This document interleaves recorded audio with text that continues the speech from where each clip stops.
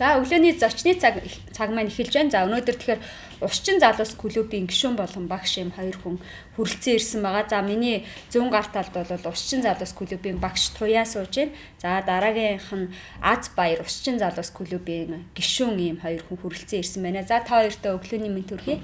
За өглөө. За тэгэхээр өнөөдөр бас үзэгчдэд маань сонирхолтой бас энэ Усчин спортын ийм хүмүүс хурж ирээд сонирхолтой яриа өрнүүлэхэд эртлийн ирсэн та хоёртаа баярлалаа. За тэгэхээр Усчин залуус клуб гэл одоо энэ тун удахгүй одоо энэ усан спорт сонирхогч залуучуудын ийм тэмцээн болох гэж байгаа юм байна тий. Тэгэхээр эхлээд энэ тэмцээний талаар яриагаа эхлэхгүй яг хизээ тэмцээн маань болох гэж байна. Мөн бас зөвхөн сонирхогчдын гэдэг нь бас мэрэгжлийнхээсээ ялгаатай байх тий. Тэгээд энэ сонирхогч мэрэгжлийн хоёр бас юугаараа ялгаатай байна. Энэ талаар бас эхлээд яриул. Ер нь одоо манай тэмцээн маань 12 сарын 11-ний өдөр бол Төв усан спорт сургалтын төвд бол зохион байгуулагдах гэж байгаа. Энэ тэмцээнд маань 16-аас дээш насны гэсэн англиар усан спорт сонирхдаг, хичээлдэг тийм хүмүүс ерөнхийдөө оролцох юм. Яг мэрэгжлийн шигшээгийн тамирчид гэх юм уу те эсвэл 1 2 3 дугаар зэрэгтэй тийм тамирчид бол оролцохгүй. Зөвхөн одоо сонирхчид тэр утгаараа ер нь онцлог тэмцээн. Тэгээд гол нь бол ерөнхийдөө манай Усчин залуус бүлгийн нэрмжид дээрээс нь Монгол улсад биеийн тамирын спортын салбар үүсгэж нэрмжлээ зориулж бас хийж байгаа тэмцээн байгаа. Тэгэхээр 16-аас дээш гэсэн яг 16-аас хэдэн насны гэж байх вэ? Бас дотроо бас наснаас ангилал байна. Энэ маань 16-аас 20, 21-ээс 25, 26-аас 30, 31-ээс 35, тэгээд 35-аас дээш насны англи гэсэн. Тийм англиар эрэгтэй эмэгтэй мэлхий чөлөөт сэлэлт гэсэн төрлүүдээр оролдох юм 50 м зайд. Усан сэлэлт гэхээр манай монголчууд бас яадаг л да усан сэлэлтийн спорт бас нэг их сайн хөгжөөгөө гэсэн ерөнхий нэг ойлголт төсөөл байдаг штэ. Одоо ингээд бусад спортын төрлүүдээр манайхан ч олимпийн ирэх аваад ч юм уу тий төв дэлхийд ингээд авраг болоод ингээд цоо алдраа мандуулаад байдаг. Харин усан спорт төр нэг тийм байдгүй болохоор тэгтгийм болов яагаад ийм олимпиад оролцох хэмжээний ингэж бэлтгэгдэж чадахгүй байна энэ тал дээр. Юу нь бас саадуулт юм бол ямар нэгэн тийм энэ усан спорт сайн хөгжихгүй байгаад бас нэг шалтгаан учир байгаа байх. Ерөнхийдөө бол материалын бааз бол манай тутамг одоо гадаадын тамирчид бол мэрэгжлийн 50 м-ийн бассейнд бэлтгэл сургуулаа явуулдаг байхгүй. Манай дээр болохоор ч одоо төв бассейн Эрдэнэт гээд одоо сүүлийн үед бол аваа стандартаа бариад 25 м-ийн бассейнууд байгаа. Хэдэж 50 м-ийн бассейн одоогоор байхгүй болохоор одоо хичнээн 25 м-ийн бассейн бэлтгэл сургуулаа хийсэн ч гэсэн тухайн тамирчин ч мэдээж хоол чонготой 50 м сэлэх жоохон хүндрэлтэй байдаг. Тэгснээр дээр ч гэсэн манай нөө дэлхийн авраг болохоор 50 м-ийн 25 м гэж хоёр янз явагддаг. Тэрний 25 м-д бол манай тамирчид бол амжилттай оролцдог. Цаашаа ингээд улс орн манай хөгжөө те 50 м-ийн бассейн баригдаад хүмүүсийн бэлтгэл сургалтанд гэсэн гайгүй болох юм бол усан спорт бол хөгжинө гэж бодож байгаа. Сүүлийн үед бол хүүхд залуучууд хөгсөн янз янзын хүмүүс л те энэ спортыг их сонирхож байгаа. Тэгэхээр ер нь ингээд бассейн байхгүй байх гэж юм л да 50 м яг тэр шаарлах хангасан урт бассейн нь байхгүй байх гэж ярьж байна. Тэрнээс гадна бас нөгөө жижигхэн ч гэсэн тэр бассейндаа бас хичээлэх хүмүүс нь бас цөөхөн байна уу? Бас аль болохоор нөгөө нэг бага наснаас хичээллүүл илүү үр дүнтэй байх уу? Ер нь усан спорт хэдэн наснаас хичээлж эхлүүл сайн байдаг юм бол мэрэгжлийн багшууны хувьд юу гэж бодож байна? Миний хувьд болохоор усан спорт бол хүнийг их сайхан бие галбиртай болгодог, хүний эрүүл мэнд гоо сайхан бүх зүйлд их сайнаар нөлөөлдөг юм шиг хүүхэд залуучуудыг хичээллүүл илүү гоо зүүн талаасаа их давуу талтай спорт юм болов уу гэж ойлгодог шүү дээ. Усан спорт хийжсээр хүний бие бол тэр өвтгш гоо сайхны ингээд тэгш боломж олгодог. Тэрнээс гадна нөгөө хүний өөртөө итгэл зориг төвчээрхийг их шаарддаг байхгүй. Одоо найз захын жоохон хүүхдүүд битэл том хүмүүс ингээд усанд анх орохдоо их айдаг. Тухайн үед живчгээд ингээл айгаа сандраал бие барих асуудал үүсдэг ч гэсэн бага насны хүүхдүүд илүү хурдан сурдгийг. Одоо гэхэд манай сургууль дээр хүртэл 6 настайгаас ахгүй бол дээшээ ингээд насны хязгааргүй хүмүүс хичээлдэг байхгүй юу. Тэгээд дунджаар бол ер нь бол хүүхдүүдийг 8 наснаас хичээлүүлвэл илүү зүгээр санагддээ. Яагаад тэгэхээр чи арай жоохон нөгөө юм хүлээж авах тогтох чадвар нь илүү төлөвшчихсэн. Тэгэхээр 8 наснаас бол эцэг эхчүүд хүүхдээ бол 8 настайгаас нэг эхлээд бол усын спортоор хичээлүүлэх бүрэн боломжтой байх нь шүү дээ тийм.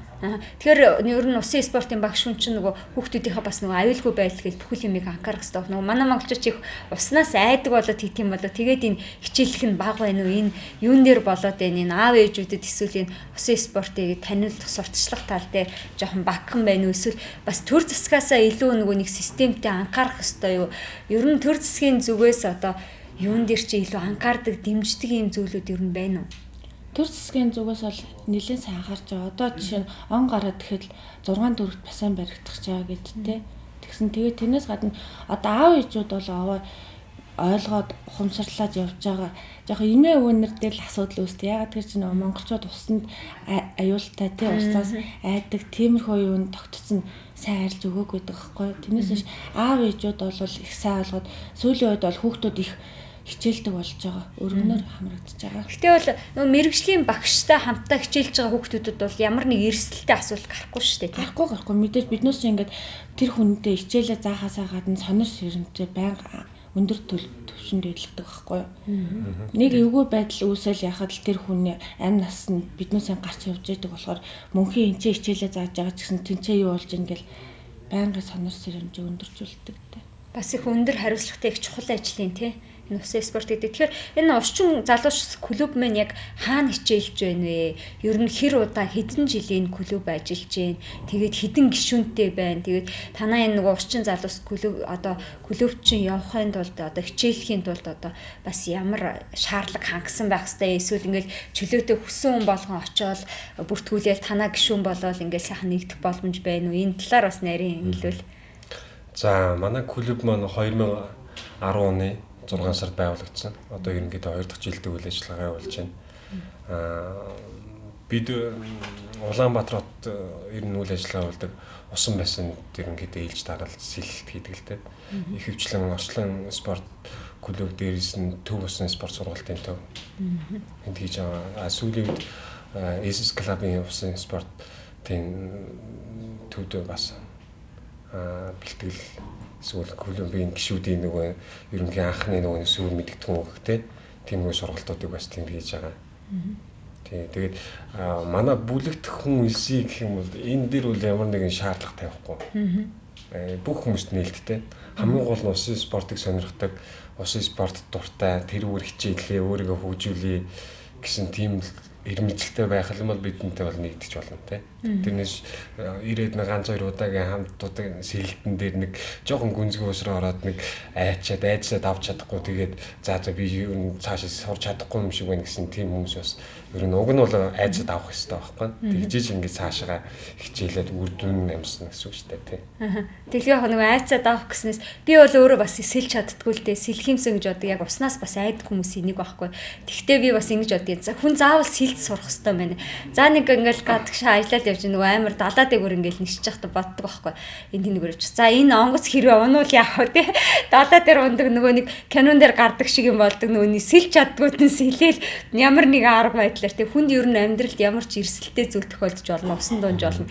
Тэгэхэд хүн ер нь хамгийн түрүү сэлж сурцсан байх хэрэгтэй болов гэж би бас бодоод байгаа. Наад шиг бас ийм олон бодолтой хүмүүс байгаа бах. Тэгээ бас танаа клубд бас хандах байхаа гэж би бодож байна шүү дээ. Ер нь яг усын спортоор хичээлнэ гэдэг маань бол өөрийнх нь одоо жишээлбэл ямар нэг усны гамшигаас одоо өөрийнх нь ам биеийг хамгаалаад зогсохгүй бусдын ам биеийг бас хамгаалах тэр үүргийг бас давхар хүлээдэг байхгүй. Тэр өөрөө бас магадгүй үнэхээр тэр хүн усын спортоор хичээлдэг яг тохиолдлын үеэр хин нэгэн одоо яг тусламж хэрэгтэй болох үе тэр хүн бол амьдрал бэлгэлэх тийм одоо чадвартай гэх юм да тий.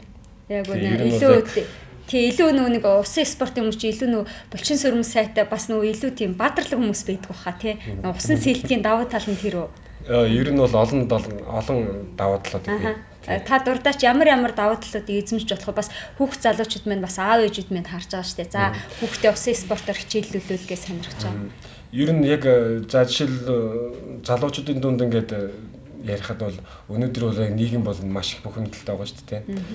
Асрыг стресс байна. Энэ бүхнийг одоо жишээлбэл усын спортоор хичээлсэн тохиолдолд мэдрэлийн ядаргаа стрессийг агүй их тайлдаг хамгийн их тайлдаг спорт байхгүй юу? Онцлог спорт. Тэгээд энэ ч одоо хүний нурууны ясан гэж байж ирэхэд энэ маш их өндөр даралтанд байдаг. Ер нь ингээд дандаа энэ мэдрэлийн судсууд нь даралтанд байж идэг.